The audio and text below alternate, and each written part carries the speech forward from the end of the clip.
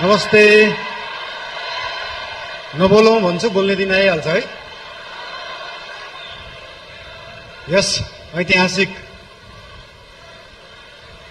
राष्ट्रिय स्वतन्त्र पार्टीको पहिलो महाधिवेशनमा उपस्थित पार्टीका सभापति रवि लामिछानेज्यू, विशेष अतिथिका रूपमा आउनुभएका पूर्व प्रधानमन्त्रीज्यू, प्रमुख प्रतिपक्षीय दलका सभापतिज्यू तथा सम्पूर्ण विशिष्ट अतिथिहरू, पार्टीका पदाधिकारीहरू, मन्त्रीगणहरू, सांसदज्यूहरू तथा उपस्थित सम्पूर्ण देशप्रेमी, राष्ट्रिय स्वतन्त्र पार्टी प्रेमी सबैलाई हार्दिक शुभकामना दिन चाहन्छु। कुरा कताबाट सुरु गरौं त? आज खासमा चाहिँ यो महाधिवेशन भनेको पार्टीको विषयमा बोल्ने, पार्टीलाई कसरी सुदृढ बनाउने, पार्टीलाई कसरी बलियो बनाउने, हाम्रो पार्टी जुन एउटा सानो महत्वाकांक्षा, सानो इच्छा, सानो देश बनाउने हुटुटीले सुरु भएको पार्टी आज महाधिवेशनको पहिलो दिनसम्म आउँदै गर्दाखेरि यो पार्टी, यो आन्दोलनको रूपमा भएको पार्टी, भावनाको रूपमा भएको पार्टीलाई संस्थागत गर्ने, स्थापित गर्ने दिनमा आउँदाखेरि हामीले धेरै जसो पार्टीलाई कसरी एक ठाउँमा ल्याउने भन्ने नै कुरा गर्नुपर्छ।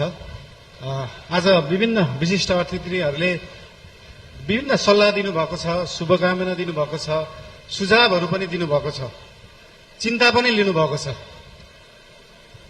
सरकार भनेको त गाडी जस्तो हो, गाडीमा एक्सिलेटर मात्र होइन, ब्रेक हुन्छ, ब्रेक पनि लाउनुपर्छ भनेर चिन्ता पनि मान्नुपर्छ।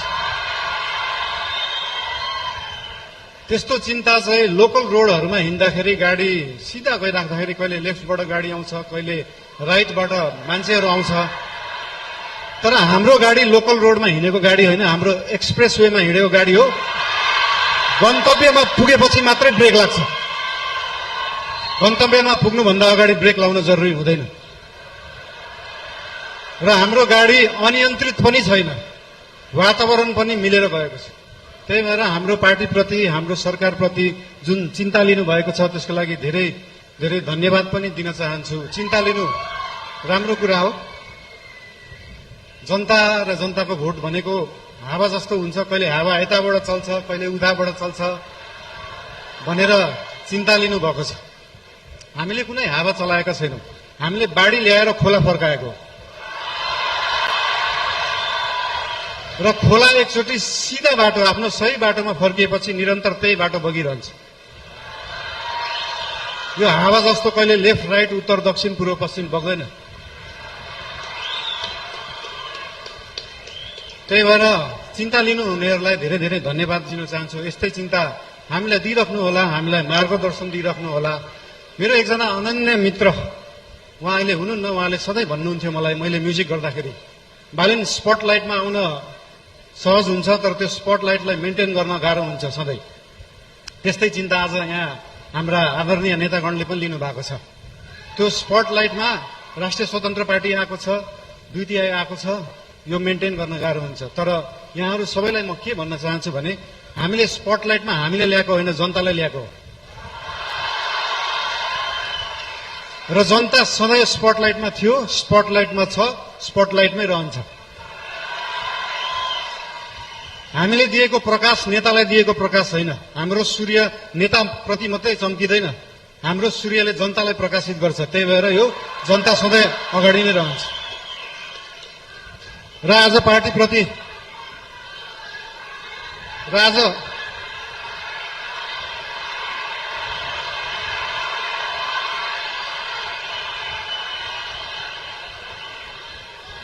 आज पार्टीको विषयमा विशेष गरी कुरा राख्नुपर्छ भनेरै हाम्रो पार्टीको चिन्तन कस्तो हो, लेफ्ट हो, राइट हो, सेन्टर हो, धेरै चिन्ता लिइराख्नु पर्दैन। हाम्रो पार्टी विकासवादी पार्टी हो, विकास गर्ने, काम गर्ने पार्टी हो। हाम्रो पार्टी अगाडि बढ्ने पार्टी हो। हामी प्रतिशोध साध्ने, पुरानो कुरा लिएर न्यू खोज्दै बस्ने होइन। न्यू खोज्नु परे अगाडि बढ्दै गर्दा न्यू खोजिन्छ। कस्तो केसमा मात्रै भन्दाखेरि विगतका दिनहरूमा कुनै फटाई भएका छन्, सरकारी सम्पत्तिको दोहन भएको छ, सरकारी रकमको दोहन भएको छ भने त्यहाँनिर न्यू खोज्न जरुरी हुन्छ। त्यहाँ न्यू खोज्छौँ हामी। र त्यो न्यू खोज्दै गर्दाखेरि अख्तियारलाई 5 घण्टा सोधपुछ गर्नुपर्छ, सरसल्लाह लिनुपर्छ भने हामी 5 घण्टा मात्रै होइन, 5 वर्ष गर्छौँ। 5 वर्षै अख्तियारलाई राखेर सरसल्लाह गरिन्छ। त्यसमा चिन्ता लिइराख्नु पर्दैन। हामीले नियम कानुन मिच्दैनौँ, नियममा बसेरै काम गर्छौँ, नियमभन्दा बाहिर जाँदैनौँ। हाउभाउ हेर्दाखेरि यस्तो सोसियल मिडियाहरू हाउभाउ हेर्दाखेरि अलिकति अनियन्त्रित देखिएला, त्यो देखिएको मात्रै हो। सबै चिज नियन्त्रणमा छ, कुनै चिज आउट अफ कन्ट्रोल गएको छैन।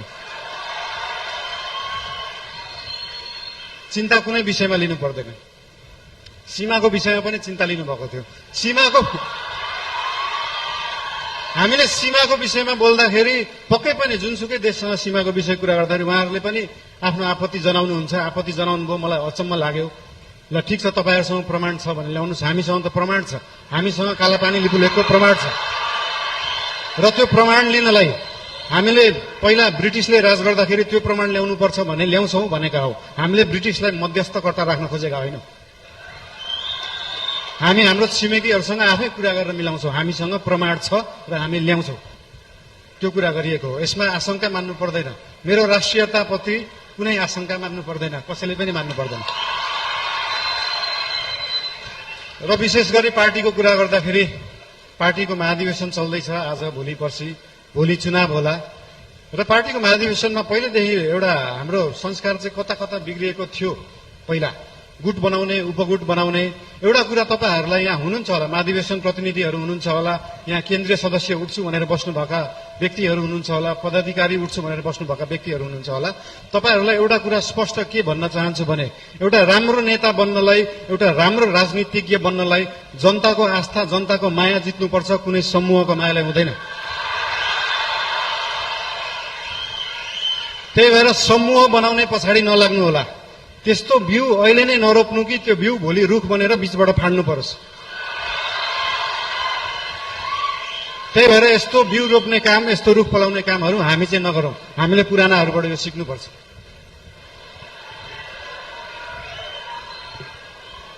र एउटा कुरा के भन्न चाहन्छु भने, हामी नयाँ पार्टी हो, नयाँ सोचले गर्दा हामीले हरेक चुनावमा गएर एउटै एजेन्डा बोकेर जाने, सुशासन ल्याउँछु भनेको छ, सुशासनको लागि एजेन्डा बोकेको छ, सुकुम्बासी समस्या हटाउँछु भनेको छ। हामीले यही कार्यकालमा सुकुम्बासी समस्या समाधान गर्छौँ, यही कार्यकालमा सहकारी समस्या समाधान गर्छौँ। अर्को चुनावमा फेरि यही एजेन्डा बोकेर जाँदैनौँ। अर्को चुनावमा नयाँ एजेन्डा बोकेर जाने हो। र भोलि पर्सि हुने चुनाव भयो अथवा केही भयो, चुनावमा कसैलाई सीसीएम बन्न मन लाग्छ, कसैलाई पदाधिकारी बन्नु भयो, ठिकै छ। बन्नु भएन भने पनि चिन्ता किन लिनु पर्दैन भन्दाखेरि हाम्रो गठबन्धनको सरकार होइन, हाम्रो एकल पार्टी सरकार हो। र एकल पार्टीको सरकार हुँदा के बुझ्नुपर्छ भन्दा, हरेक मन्त्री प्रधानमन्त्री हो, हरेक सांसद प्रधानमन्त्री हो, हरेक पदाधिकारी प्रधानमन्त्री हो, हरेक सीसीएम प्रधानमन्त्री हो, हरेक कार्यकर्ता प्रधानमन्त्री हो, हरेक आस्था राख्ने मान्छे प्रधानमन्त्री हो। भोलि तपाईँले सीसीएम जित्नु भएन, म सीसीएम भएको भए यो गर्थे भन्ने छ भने आउनुहोस्, भन्नुहोस्, पार्टीलाई भन्नुहोस्। भोलि तपाईँ सांसद हुन सक्नु भएको छैन, म सांसद भएको भए यो काम गर्थेँ भनेर लिएर आउनुहोस्। तपाईँलाई जे गर्न मन लाग्छ यो पार्टीले गर्छ, यो सरकारले गर्छ। र हाम्रो पार्टीका पदाधिकारीहरूलाई, सरकार र पदाधिकारीहरू, सीसीएमहरू विभिन्न जिल्लाबाट आउनु भएको छ। उहाँहरूसँग कनेक्ट भएर उहाँहरू र सरकार एउटै हो भन्ने उहाँहरूलाई चाहिँ अनुभूति गराउन अझै पनि उहाँहरूलाई अनुरोध गर्न चाहन्छु। अझै बोलौँ, के गरौँ?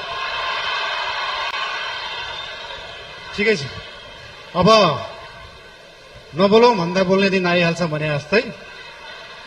ठिकै छ, अब अर्को यो पछाडिको मन्तव्य हाम्रो सभापतिज्यूको रहेको नै छ। र एउटा कुरा फेरि अन्तिममा के भन्न चाहन्छु तपाईँहरूलाई भन्दाखेरि, पार्टी चाहिँ एकै ठाउँमा राख्ने कुरा हो, पार्टीलाई एक बनाउनुपर्छ। आज भोलि पर्सि चाहिँ हामी पार्टीको बारेमा सोचौँ र त्यो पछाडि 5 वर्ष देशको बारेमा सोचौँ। धेरै धेरै धन्यवाद।